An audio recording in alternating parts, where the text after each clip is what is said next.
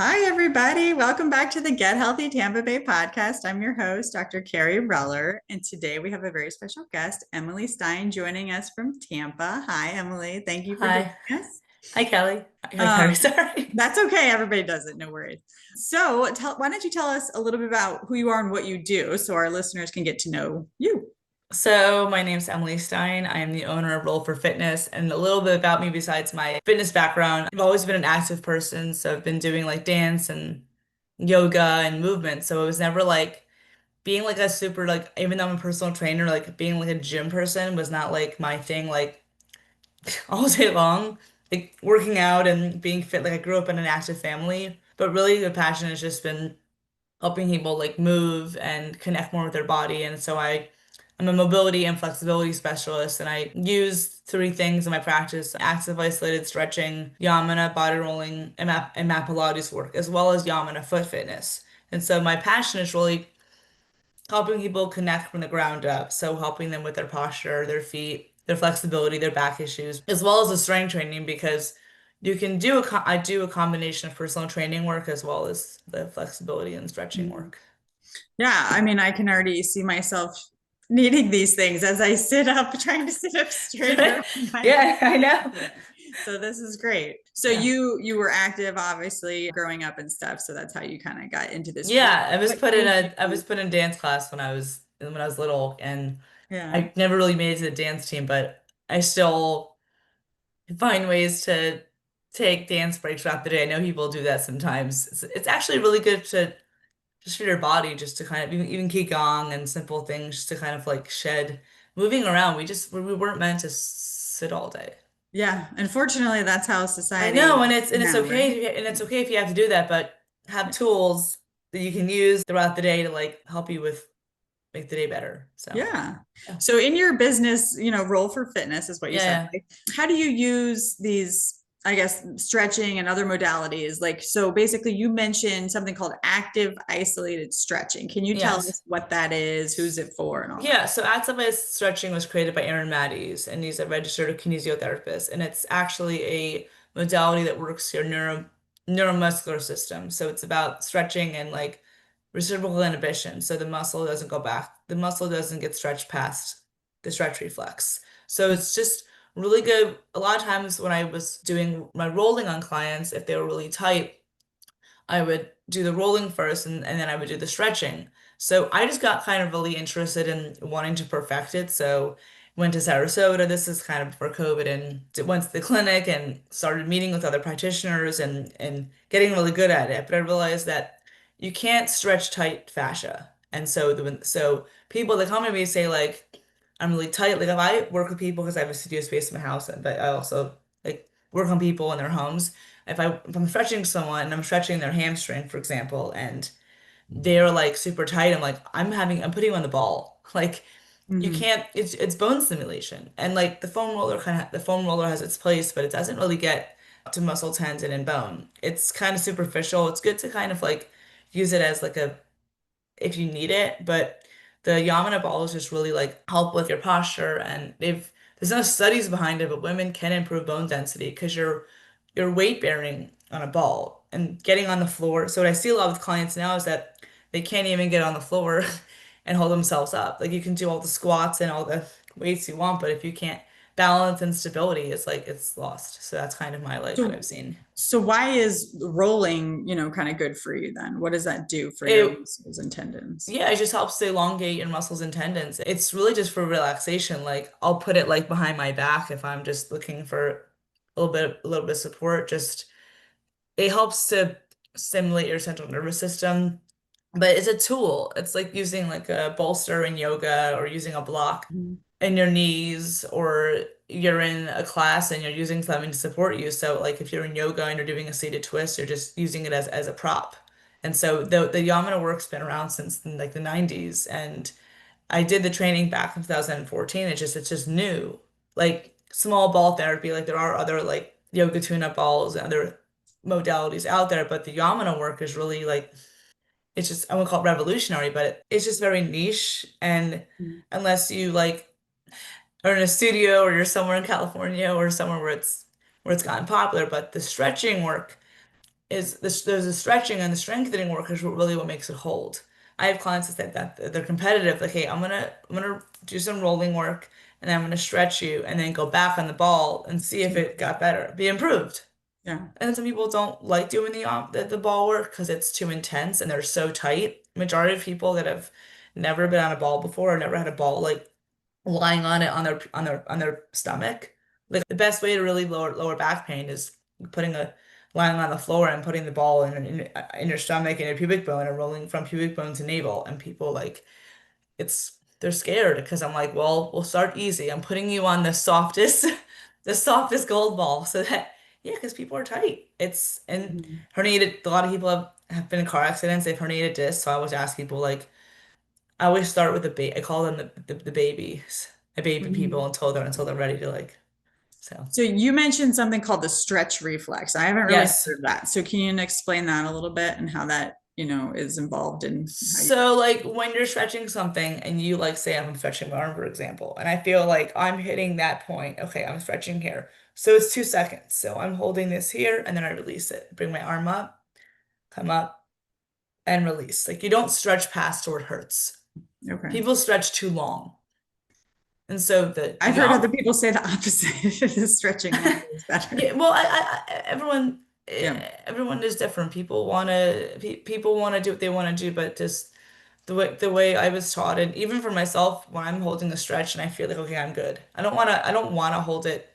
Like a lot of Mhm. people like, because I think it's almost like yin yoga, because yin yoga, it's a lot of times the postures are held for longer, and so it's fine if someone wants to hold it for longer, but I won't like advocate for holding a stretch for more than 2 seconds. That's just for what I was Yeah. taught, but everyone can do what they.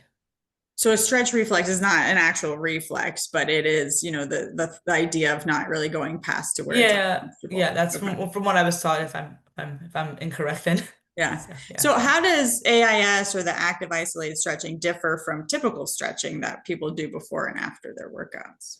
So it's typically because you know how there's dynamic and there's dynamic and static stretching. So the difference is that the dynamic stretching of it is more active, and so there's dynamic, there's static, and there's ballistic. So what makes it different is that when you're assisted with someone, so when I'm stretching someone, like if they're doing it themselves. They lift their leg up and I assist them at the end. So it gives them like practitioner assisted stretching. So it's Mhm. just each time you move your arm or move your leg, you get a little more. So when you do the 2 second hold, it takes longer. So say you do 4 reps. So if you don't have time to do 8 to 10 reps in a stretch, do four, do Mhm. three. Like I'm like if I'm tight, I'm gonna just fight. I'm somewhere. I'm gonna put my leg, extend my leg like on my car seat, and just like reach my leg out, and and just reach, and then I'll be okay. I'm good. Even Yeah. taking like 2 minutes, like it's just I know people are busy and they just the time, but like that's what I so AIS really is just about active isolates, so you're isolating the muscle. So there's probably 50 different stretches. Like I have my OG like stretching Bible that Aaron Matthews wrote. There's probably like more than 50 stretches in the book. And he has books that he sells to like regular everyday people, but he has all the exercises and there's a protocol. So there's the piriformis stretch, there's the abduction, there's the straight leg hamstring and bent knee hamstring. There's all these different muscles, and I've done like seminars myself. Like I go to Sarasota, they just haven't I've been to seminars with Aaron Matthews and learned from him.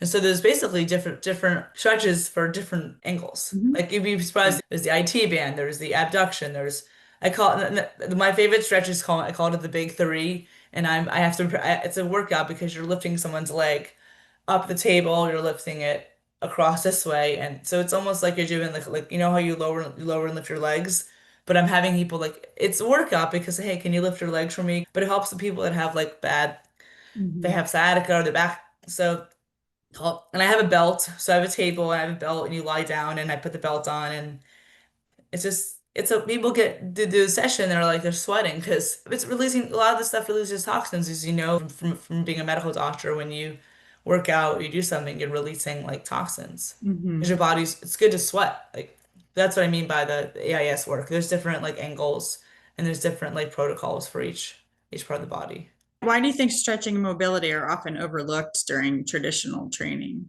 I th I think they're overlooked because the time, or people think they just don't have time for it, or they just don't think it's important, and it's okay, like they don't. But I just hear of like injuries, and I hear people like hurting themselves, like in the gym, and they're doing something, and I don't know at the time. If you can take 10 minutes out of your training session or 10 minutes out of your day to just do something, I don't know why. I I think see you're it. right. I think it's time too. It's Yeah. time. Like we all have time.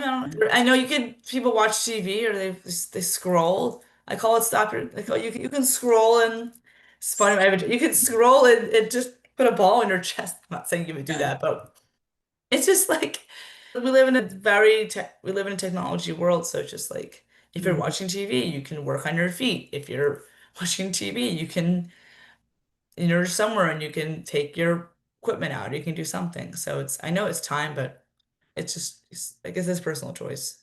Yeah.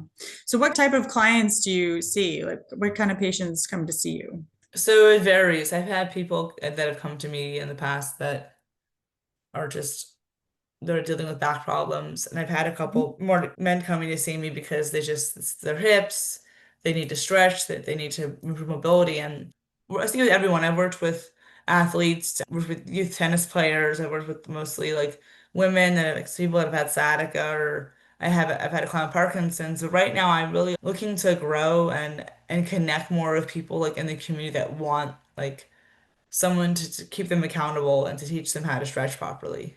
Mhm. Yeah. So patients or people living with like chronic conditions like Parkinson's you Yeah, mentioned and yeah, fibromyalgia and fibromyalgia. MS. Yeah, and a lot of these Mhm. things I realize some things like even like fibromyalgia and even arthritis, there can be flare-ups. So I'm conscious of when people do something and it's you can only roll for a certain amount of time if you have fibromyalgia because you have flare-ups. Or even like hypermobility. Like, but the Mhm. thing is the isolated strengthening work is good because you can stretch, but you have to strengthen. So I do like strength work. I don't just do stretching work because there's the active isolated strengthening work that involves resisting my like I'm resisting you without even Mhm. using a weight. Like I don't know if you've done like where you like test your arm Mhm. strength. Yeah, of Like, I do that with people. course. Yeah. And then the mat Pilates work, which people like to do as well. So How does like stretching and body rolling help those kind of patients specifically? I think if someone one of the person I had fibromyalgia, she said it just helped her like make I guess not just the flare-ups, but it Mhm. just helped with her nervous system. And it just helped with regulating her symptoms. Like symptoms didn't go away, but it helped. Like when I had my client that had people that have Parkinson's, the issues in their feet. So the foot, I use these things called foot wakers, and they stimulate the nerve endings in your feet. So when you're standing on something and you're using something to balance, for people that have had back problems, like they're good, they're just good, or at least that's what they've helped with. Interesting. Okay. You also mentioned something about like the balls would help like relax and things like that. And we were talking Yeah. before we were recording about like menopause and things like that. How can those things be used to help those kind of patients? And maybe you mentioned also the pelvic floor. Well, just want to show you, so these little Yamuna balls. So I So typically when let's I describe that because not everybody's watching, right? So so yeah, to me, it looks so like one of basically those mini bowling balls. so so they're 6 to 10 inch balls, and I think the goal ball is about 6 inches. So it's sphere. So you know how your hip is like a hula hoop, and so anything you can do to stimulate your hips or to stimulate the bone helps improve the tissue. So women that have had like say dropped bladders or it's a tissue. So when you work on the bone, you're strengthening the tissue. Say if you're working in your adductors or in your hips. So with menopause in general, it's just moving flow. It's moving fluid around. Like I'm a woman who still gets her cycle, and it helps to just keep the fluid moving and keep it for energy flow. Mhm. And yeah, I personally like I've had a couple clients that I've had that have been postmenopause, and I just say it just makes them like I feel more relaxed and just gives their body like a sense of like restoration. So Right. So I what I was going haven't, to say is yeah, that, yeah, like in menopause and things like that, the pelvic floor can becoming tightened, and even yeah, because perhaps there's pain down there, and usually because the tissue is changing and things like that when there's no yeah, estrogen to it. So yes. something like the ball, like you're saying, can really help that relax that pelvic floor and perhaps help people to not have even constipation and things like that. It could, Yeah, absolutely. you Yeah, know. and I've noticed that even myself when I've done rolling work, and Hmm. I'll I'll take the ball and I'll put it in my pelvic floor area, and I'll notice that okay, I'm going to the bathroom because it does help with it helps with digestion, and anyone that has like nervousness or anxiety or just Hmm. wants to go to sleep better, or they and a lot of women like are concerned about their neck, and so a lot of this work is really good just for like lengthening all of your tissue. And I have a tool that I use for people that have TMJ and women that want like a natural like facelift. So I have this other method called face ball where I show you how to work on the you can stimulate the bone muscle of the bone in your face with a ball. So it's another Interesting. training I something else that I learned a couple years ago, and you can use a ball and you can kind of like I'm basically just showing you how to using it's acupuncture points. So a lot of this Hmm. work is basically we're working the meridian lines of your body. So we work from origin to insertion. So it's kind of like where it all comes from. Tell me more about the foot thing. You were mentioning that with your Parkinson's patients. What Yeah. is this foot specialty that you do? So if I could find it, I don't know if I could find the book. I have it in my, where is I finding it? Where are you? I have let's see, I'm trying to figure out where it is in here. I have it in my book somewhere. But so it's, I know you physically can't see it, but I have these foot wakers and they're kind of these gold nubbies and you stand on them. And there's like a 10-15 minute exercise you do using them and you just like breathe into the wakers and it allows you to kind of connect with your body because your foot is your foundation. Like you use our feet every day, we walk around on them. And so the big thing with the Parkinson's is that helping them with balance and stability. So there's like you start just by standing on them, moving your feet, shifting weight, breathing in, shifting weight from one foot to one foot. And then and then you have people that have like plantar fasciitis or people that have flat feet or issues with their arches. So I did a 3-day training like just with feet, like on them, like it's intense, but they feel good. But it's most times when I have people using the foot wakers, I tell people wear socks or I'll put a towel over them because Mhm. they're these hard little nubbies, but they and you can also use them. You can also use them on your hands. You want to strengthen your hands? I'll do like downward dog, like with the with my hands because it's like a nice. It's a sensory and tactile, and people like that kind of. They like to be able to Mhm. have something to touch. So. Yeah. So it's like a hard surface that they Yeah, can. it's a hard, yeah, and even in Florida, like with the balls, you can't bring them outside. Like they're like, Mm. yeah, it's you can, but you gotta be careful because they're made with the material. All the balls are made with PVC.